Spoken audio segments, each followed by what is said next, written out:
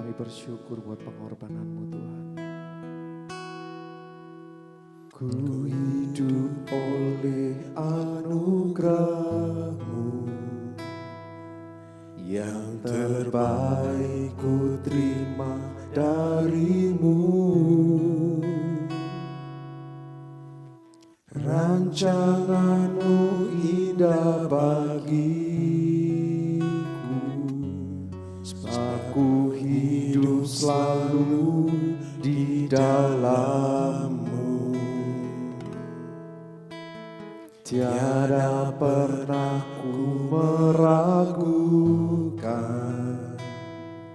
bukti kasih dan karya salib-Mu. Kau telah mati gantikan hidupku, sebab itu ku selalu bersyukur.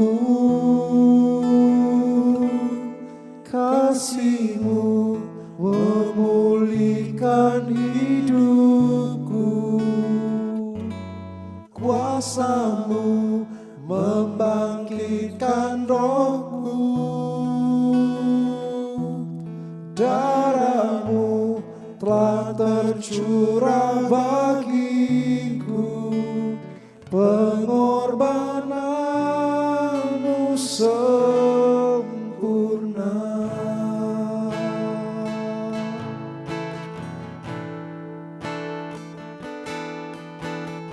Ku hidup oleh anugerah-Mu, yang terbaik ku terima dari-Mu. Rancangan-Mu indah bagiku, sebab ku hidup selalu di dalam-Mu. Tiada pernah ku meragukan bukti kasih dan karya salib-Mu. Ya Tuhan, Kau telah mati gantikan hidupku, sebab itu ku selalu bersyukur. Kasih-Mu memulihkan hidupku, kuasa-Mu membangkitkan rohku. Darah-Mu telah tercurah bagiku, pengorbanan-Mu sempurna. Sekali katakan kasih. Kasih-Mu memulihkan hidupku, kuasa-Mu membangkitkan rohku. Darah-Mu telah tercurah bagiku, pengorbanan-Mu sempurna. Dengan lembut sama-sama katakan kasih. Kasih-Mu memulihkan hidupku, kuasa-Mu membangkitkan rohku. Darah-Mu telah tercurah bagiku, pengorbanan-Mu sempurna. Pengorbanan-Mu sempurna. Pengorbanan-Mu sempurna.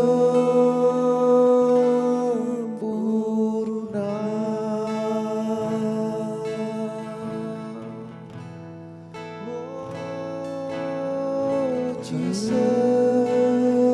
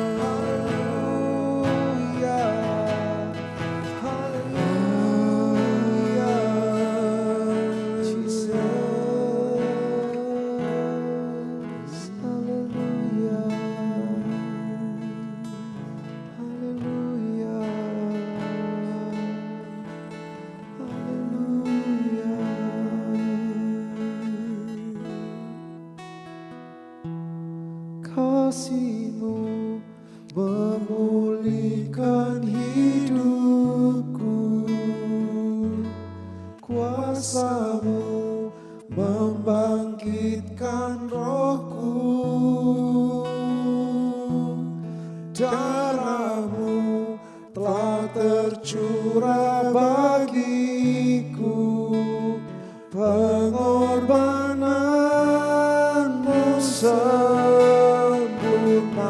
Kasih-Mu Tuhan, kasih-Mu memulihkan hidupku, kuasa-Mu membangkitkan rohku, darah-Mu telah tercurah bagiku, pengorbananmu sempurna, pengorbananmu sempurna, pengorbananmu sempurna.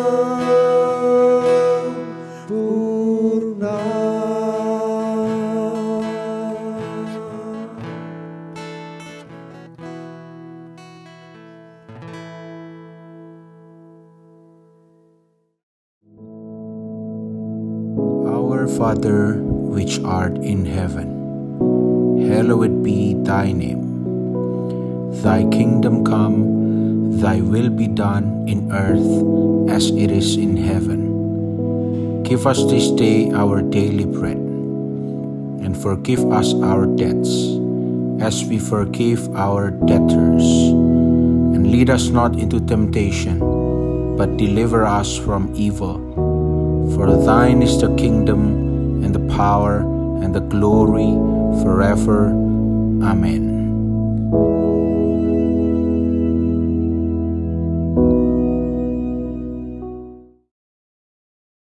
Shalom, selamat pagi semua umat Tuhan yang dikasihi oleh Tuhan Yesus. Apa kabar saudara semua? Mari pagi hari ini sebelum kita beraktivitas, kita merenungkan kebenaran firman Tuhan sejenak. Dan hari ini saya mengajak kita untuk melihat sebuah kisah yang pernah terjadi. Dan kisah ini terjadi setelah kebangkitan Yesus, tetapi sebelum kenaikan Yesus ke surga. Dan kalau kita lihat hari-hari ini, kita sudah selesai sama-sama merayakan Paskah kebangkitan Yesus. Dan kita juga menyongsong ke hari di mana Yesus naik kembali ke surga. Dan di situ Tuhan Yesus menampakkan diri beberapa kali kepada murid-muridnya. Dan salah satu kisah yang ingin saya angkat pada pagi hari ini adalah perjalanan menuju Emmaus. Nah, saudara, kisah ini itu kisah yang sangat amat bisa kita relasikan ke kehidupan kita. Ya, bagaimana kisahnya? Nah, kita akan lihat sama-sama di firman Tuhan. Kita buka Lukas pasal 24, ayat yang ke-13 mulai. Sebenarnya kisahnya sampai ayat 29, tapi kemungkinan kita tidak akan bisa baca semuanya. Kita hanya bisa cuplik-cuplik beberapa ayat. Dan saya berdoa supaya saudara yang sedang mengalami pergumulan di dalam perjalanan kehidupannya, saudara bisa terberkati oleh renungan yang kita renungkan pada pagi hari ini. Kita lihat ayat 13 mulai. Pada hari itu juga 2 orang dari murid-murid Yesus pergi ke sebuah kampung bernama Emmaus yang terletak kira-kira 7 mil jauhnya dari Yerusalem. Dan mereka bercakap-cakap tentang segala sesuatu yang telah terjadi. Ketika mereka sedang bercakap-cakap dan bertukar pikiran, datanglah Yesus sendiri mendekati mereka, lalu berjalan bersama-sama dengan mereka. Ayat 16, perhatikan dengan baik. Tetapi ada sesuatu yang menghalangi mata mereka, sehingga mereka tidak dapat mengenal Dia. Wow, ini ayat ini powerful, ya. Kita baca dulu sampai ayat yang ke-20. Ayat 17, Yesus berkata kepada mereka, "Apakah yang kamu percakapkan sementara kamu berjalan?" Maka berhentilah mereka dengan muka muram. Seorang dari mereka namanya Kleopas menjawab, "Adakah engkau satu-satunya orang asing di Yerusalem yang tidak tahu apa yang terjadi di situ pada hari-hari belakangan ini, ayat 19, katanya kepada mereka, apakah itu? Jawab mereka, apa yang terjadi dengan Yesus orang Nazaret? Dia adalah seorang nabi yang berkuasa dalam pekerjaan dan perkataan di hadapan Allah dan di depan seluruh bangsa kami. Ayat 20, tetapi imam-imam kepala dan pemimpin-pemimpin kami telah menyerahkan dia untuk dihukum mati dan mereka telah menyalibkannya. Nah, sampai di sini dulu pembacaan kita. Yang pertama saudara, pelajaran yang bisa kita ambil. Yang bisa kita ambil dari ayat-ayat yang sudah kita baca tadi. Kalau kita melihat kurang nyata apa Yesus hadir. Ya. Tetapi rupanya, karena seperti ayat 16 jelaskan, ada sesuatu yang menghalangi mata mereka. Di dalam bahasa Yunaninya, restraint itu diterjemahkan sebagai krateo. Krateo itu artinya ada yang menawan mata mereka, ada yang menguasai mata mereka, ya, ada yang mengontrol, mengendalikan mata mereka, dan tentunya bukan Yesus, karena Yesus yang ada di samping mereka, mereka tidak kenal. Ada sesuatu yang krateo, ada sesuatu yang seperti menyelubungi kalau lebih sederhana. Tapi lebih tepatnya kalau sesuai bahasa asli, ada sesuatu yang menguasai mata mereka saat itu. Nah, apa yang menguasai itu? Ya jelas, kalau sesuatu menguasai mata supaya tidak bisa melihat Yesus, pasti sesuatu itu yang berlawanan dengan Yesus. Bayangkan, dikatakan mereka ini murid Yesus. Memang tidak diceritakan secara detail, ya. Tapi mereka dikatakan the followers of Christ. Mereka itu pengikut Yesus. Mereka membicarakan apa yang sedang terjadi. Tiba-tiba Yesus hadir. Tetapi ketika Yesus hadir, mereka tidak tahu kalau Yesus hadir. Pelajaran pertama yang bisa kita ambil, saudara, supaya kita ini tetap mengenal Yesus dengan baik. Sehingga di dalam segala keadaan, dalam segala sesuatu, kita bisa mengenali bahwa oh ini Yesus sedang bekerja. Ya. Oh ini Yesus yang sedang berkarya. Oh saya percaya Yesusku itu seburuk apapun kata orang, Yesusku tidak pernah mengecewakanku. Bahkan Yesus di ayat 17 sampai bertanya, kalian ngobrol apa? Kalian membicarakan apa? Kleopas menjawab, loh kamu tidak tahu dah? Kamu orang asing kah di Yerusalem? Beritanya itu santer. Padahal yang diajak omong itu Yesus sendiri yang sudah disalibkan, mati dan bangkit. Tapi tidak dikenali. Ayat 19. Dia seorang nabi yang berkuasa dalam pekerjaan perkataan. Dan di depan seluruh bangsa kami. Terus dia ngomong ayat 20. Dikatakan ayat 21 juga. Kami dulu berharap, ayat 20 terlebih dahulu. Akhirnya dia diserahkan untuk mati dan disalibkan. Ya. Mereka tidak kenal, mereka tidak menyadari. Bukan mereka kurang pintar atau bodoh. Tapi ada something, ada sesuatu yang menguasai mata mereka. Saudaraku, renungkan dengan jelas di hati kita. Terima firman ini dengan baik. Apakah ada something wrong yang sedang menguasai kita? Sehingga kita sama sekali tidak bisa melihat Yesus. Sehingga kita tidak mengenali, menyadari bahwa Yesus itu ada di sebelah kita. Pagi hari ini sebelum kita beraktivitas, renungkan. Apakah ada sesuatu? Bagaimana saudara bisa tahu sesuatu itu adalah hal yang menjauhkan kita dari Tuhan? Ya sesuatu itu selalu punya sifat, selalu ingin menguasai kita. Selalu ingin menjauhkan kita dari Tuhan. Dan sesuatu itu rasanya selalu hal pertama yang kita pikirkan ketika kita membuka mata. Dan itu bukan hal yang sesuai dengan firman Tuhan. Apakah ada sesuatu yang sedang menyelubungi mata kita, yang menguasai cara kita melihat segala sesuatu? Kita belajar dari perjalanan ke Emmaus.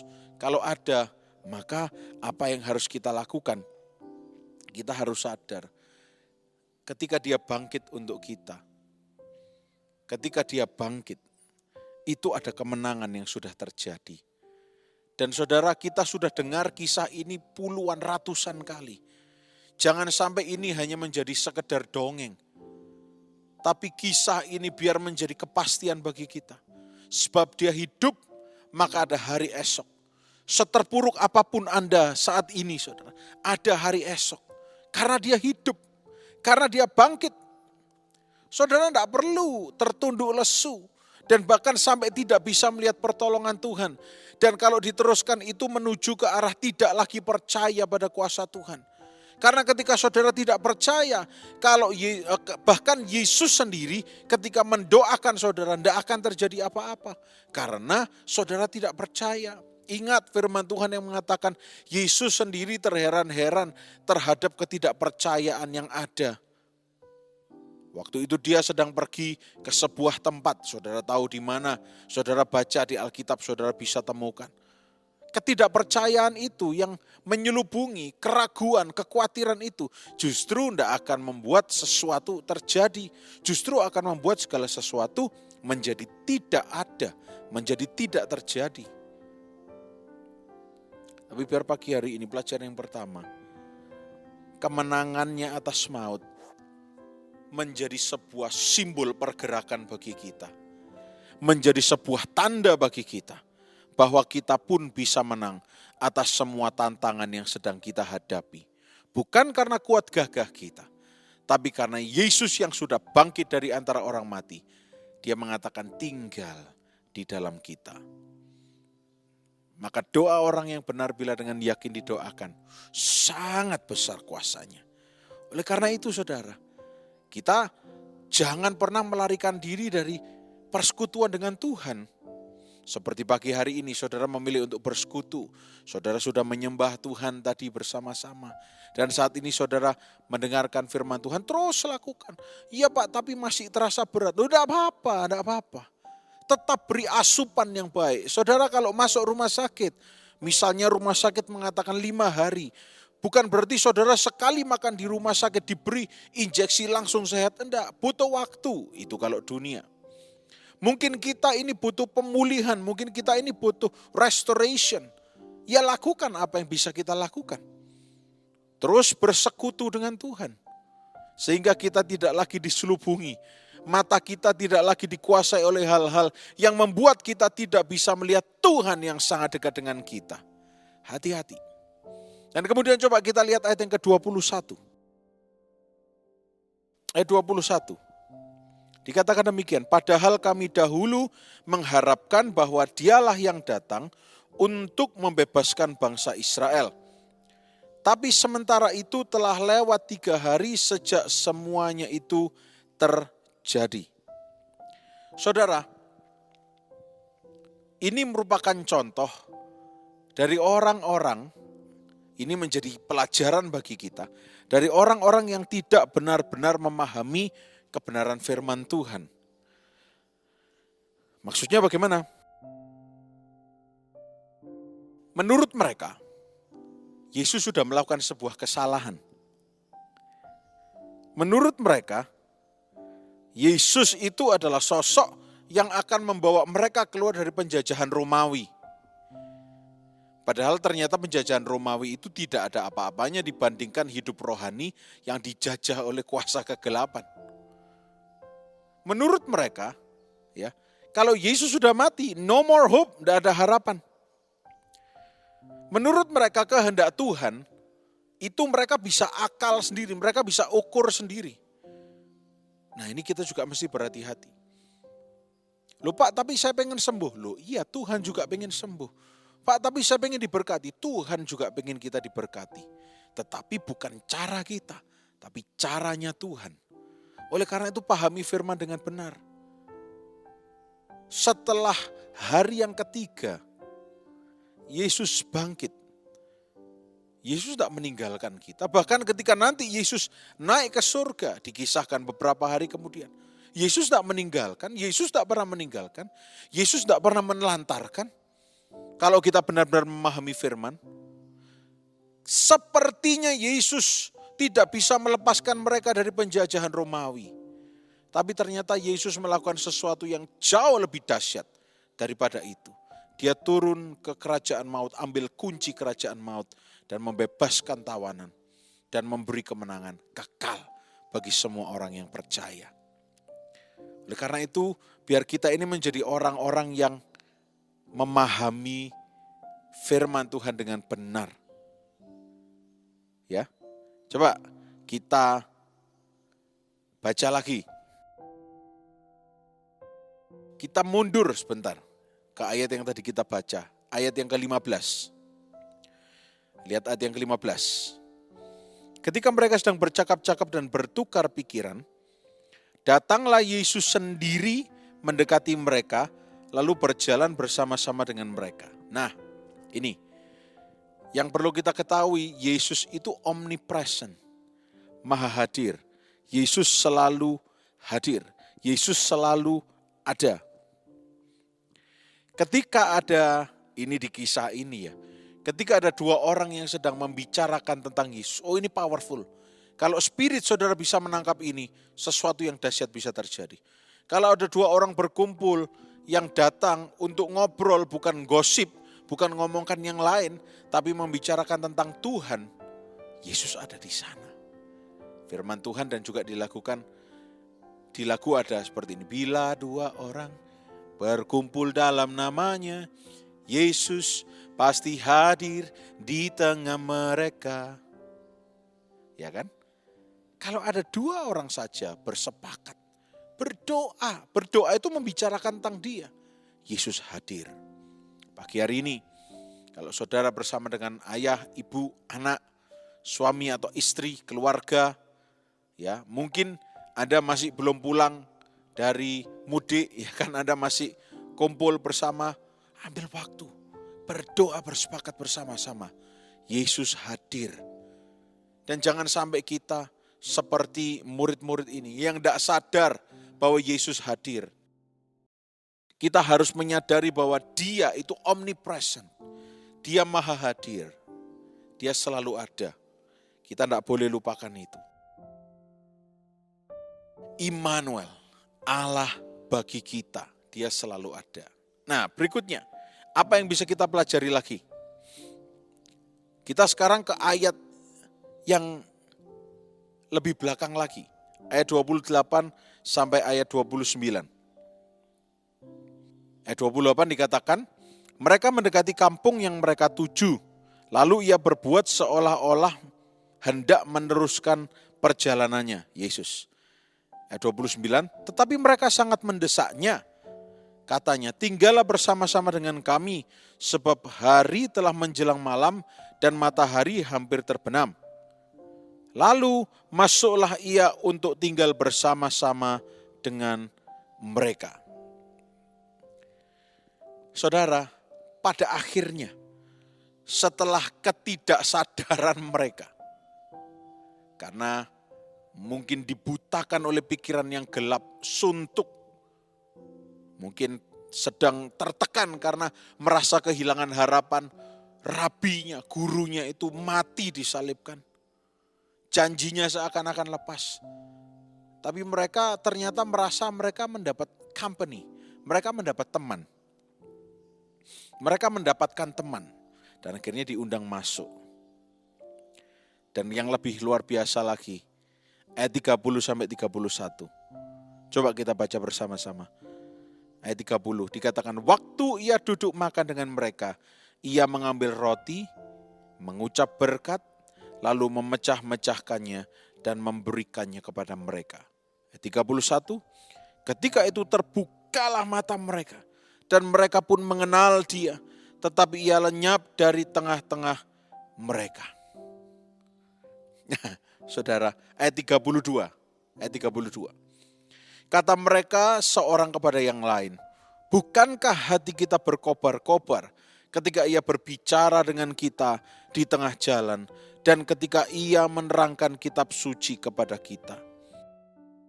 Loh, Mereka sadar loh bahwa itu Yesus pada akhirnya. Ketika berbincang-bincang di perjalanan menuju Emmaus, mereka sadar. Hatinya berkobar-kobar. Tetapi ada sesuatu yang seperti menahan, atau kalau bahasa lainnya menegasikan, meniadakan kemampuan untuk menyadari bahwa Yesus hadir. Yesus selalu hadir. Yang kita bisa dapatkan di sini, maka sekarang kita harus sadar. Kalau gitu, kalau kita penuh dengan kelemahan, kalau kita sangat terbatas, kalau kita merasa sangat tidak berdaya, kita tertutupi masalah, kita tertutupi banyak hal. Apa yang bisa kita lakukan? Ayat 28 tadi, 29. Yesus diundang masuk. Yesus diundang. Saudara, mungkin kita sedang tidak sadar bahwa kita sedang menjauhkan diri dari Yesus.